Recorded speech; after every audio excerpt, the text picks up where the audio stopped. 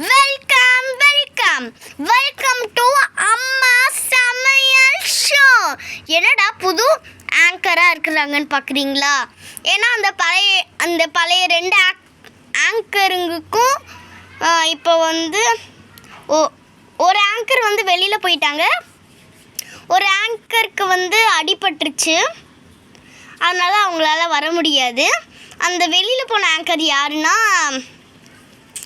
நம்மளுடைய சுந்தர் இருக்கிறாங்களே, ஃபஸ்ட் பாய் ஆங்கர். அவங்க வந்து வெளியில் போயிட்டாங்க, வேறு ஷோக்கு போயிட்டாங்க அவங்க. ஆனால் நம்மளுடைய பிருந்தா பார்த்திங்கன்னா இருக்கிறாங்க. ஆனால் அவங்களுக்கு அடிபட்டதுனால அவங்களால இந்த ஷோக்கு வந்து கண்டினியூ பண்ண முடியும். அது சின்ன அடி தான், அதனால் இன்றைக்கி அவங்களால வர முடியாதுன்னு சொல்லிட்டு புதுசாக என்ன இம்ப்ரூவ் பண்ணியிருக்காங்க. என் பேர் தான் சாரு. இதுக்கப்புறமேட்டு நானும் பிருந்தாவும் தான் மாற்றி ஆங்கர் பண்ண வருவோம். ஓகேவா? சரி, இப்போ நம்ம ஜட்ஜஸாக இன்வைட் பண்ணிடலாம். நம்மளுடைய judges Karthik, welcome welcome, thank you. நம்மளோட next judge Aishu, thank you, hi. நம்மளோட next judge model Nisha, thank you, hi. Okay, இப்போ நம்மளுடைய அம்மா சமையல் ஷோ இப்போ சமைக்க போகிறவங்க நம்மளுடைய ஸ்வேதா அம்மா, வெல்கம், தேங்க்யூ. அவங்களோட பசங்களை நம்ம இன்ட்ரடக்ஷன் பண்ணிடலாம். பாலு, சுமதி, ரோசி. அண்ட் அவங்களோட ஹஸ்பண்டையும் நம்ம இன்ட்ரடியூஸ் பண்ணிடலாம், சரவணன்.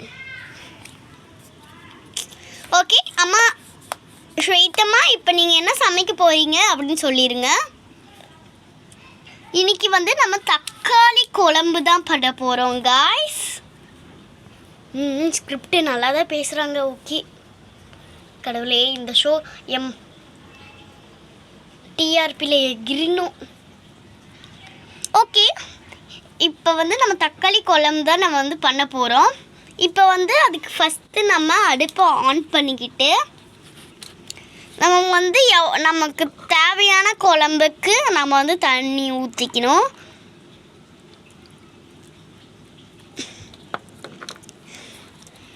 தண்ணி ஊற்றின வாட்டி ஒரு 5 மினிட்ஸ் கொதிக்க விட்டுக்கலாம்.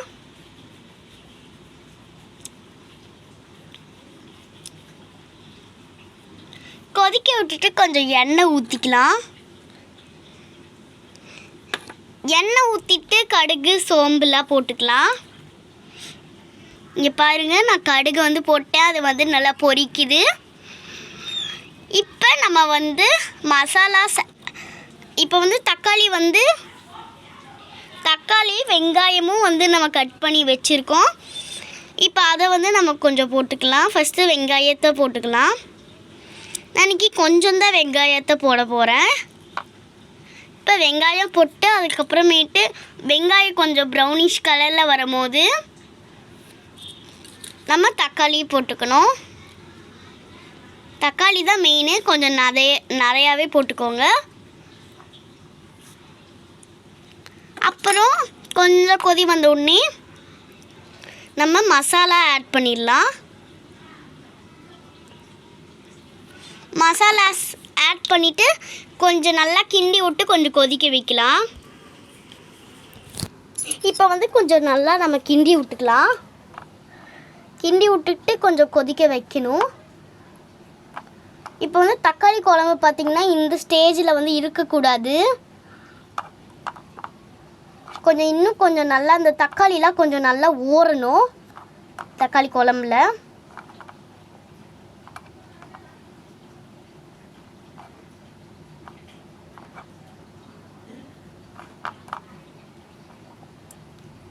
இந்த தக்காளி குழம்பு வந்து ரெட் கலரில் இருக்கக்கூடாது, கொஞ்சம் மஞ்சளாக இருக்கணும். மஞ்சளாக இருந்தால் தான் தக்காளி குழம்பு மாதிரி இருக்கும். ரொம்ப ரெட் கலராக இருந்தால் ஒரு மாதிரி இருக்கும். அதனால் நான் வந்து மஞ்சத்தூள் ஆட் பண்ணிக்கிறேன். நீங்கள் மிளகாத்தூள் கொஞ்சம் கம்மியாக ஆட் பண்ணிங்கன்னா உங்களுக்கு வந்து நல்லா இது கிடைக்கும். நான் இப்போ கொஞ்சம் நல்லா நான் இது மட்டும் போட்டுக்கிறேன், மஞ்சத்தூள். அது நிறைய போட்டால் தான் நம்மளுக்கு வந்து அந்த கன்சிஸ்டன்சி நமக்கு நல்லா கிடைக்கும். இப்போ வந்து நமக்கு வந்து ரெட் கலரில் அது வந்து இருந்துச்சுன்னா அது பார்க்க வந்து ரசம் மாதிரி இருக்கும். அதனால் அப்படி பண்ணக்கூடாது. அதனால் நம்ம வந்து டர்மரிக் பவுடர் வந்து அதிகமாக போட்டுக்கலாம். எல்லோ கலரில் இருந்தால் தான் தக்காளி குழம்பு மாதிரி இருக்கும். ரெட் கலரில் இருந்தால் ரசம் மாதிரி இருக்கும். இங்கே பாருங்கள், நான் டர்மரிக் பவுடர் நிறைய போட்டிருக்கேன். இப்போ பாருங்கள், மேனேஜ்மெண்ட்டாக இருக்கா? ரெட் கலரும் இருக்கும், அப்படியே எல்லோ கலரும் இருக்கா? இந்த மாதிரி தான் இருக்கணும். இந்த மாதிரி கன்சிஸ்டன்சியில் பார்த்துக்கோங்க. அந்த சீரகம், அந்த சோம்பு, தக்காளி எல்லாம் நல்லா இருக்கணும்.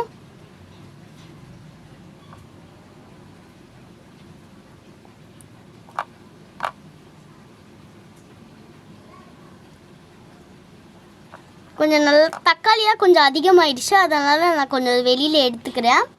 நீங்கள் வந்து தக்காளி கம்மியாக போட்டுருந்தீங்கன்னா அது வந்து அது அப்படியே விட்டுருங்க.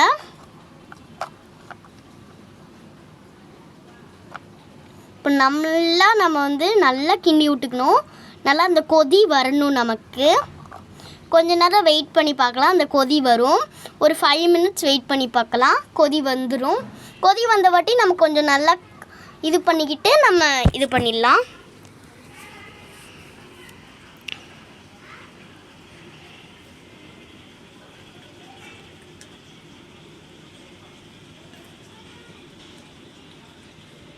கொதிக்கும் போது அப்படியே அந்த வெங்காயத்தை அப்படியே மேலே தூவி விட்டுருங்க. அப்போ இன்னும் கொஞ்சம் நல்லா இருக்கும் டேஸ்ட்டு. அப்படியே நல்லா கொதிக்கணும்.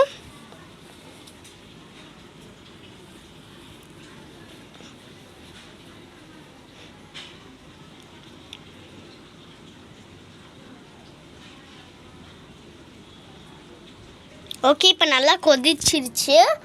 நம்ம கொஞ்சம் கிண்டி விட்டுக்கலாம். இந்த பதத்தில் தான் நமக்கு வந்து கிடைக்கணும். டர்மரிக் பவுடர் அதிகமாக போடுங்க. அப்போ தான் அந்த குழம்போட வாசனை அப்படியே நமக்கு தெரியும். இந்த மஞ்சத்தூள் வாசனை அப்படியே இங்கே முடிக்கல அடிக்கணும். அப்போ தான் அது தக்காளி குழம்பு மாதிரி இருக்கும். இதுவே ரெட் கலரில் இருந்தால் ரசம் மாதிரி இருக்கும். நான் ஆல்ரெடி சொல்லிட்டேன். அதை மறக்காமல் ஃபாலோ பண்ணுங்கள் நீங்கள் சமைச்சிங்கன்னா. நல்லா அதை வந்து கிண்டி விட்டுக்கலாம்.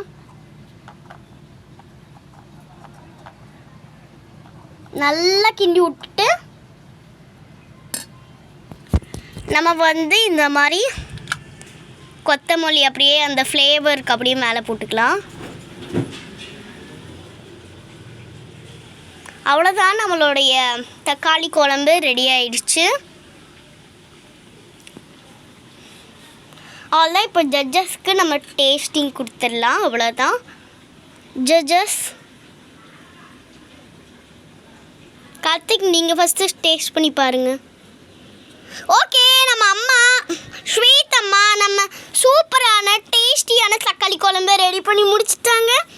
இப்போ வந்து நம்மளுடைய கார்த்திக் சார் ஃபஸ்ட்டு டேஸ்ட் பண்ண போகிறாரு. எப்படி இருக்குன்னு பார்க்கலாம் வாங்க.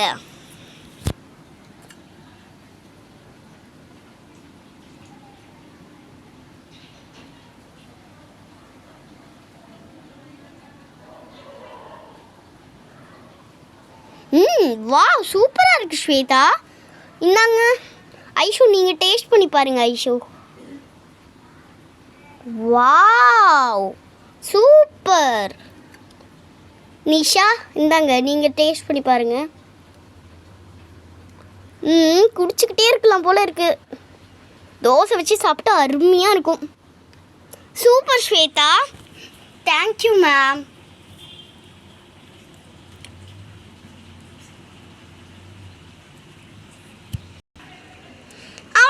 இந்த அம்மா சமையல் ஷோ முடிஞ்சிச்சு. எப்போ டிஆர்பி நல்லா எகிரிடும். ஆடியன்ஸ் எல்லாத்துக்கும் நான் வந்து தக்காளி குழம்பு பேக் பண்ணி அனுப்பிச்சிடுறேன்.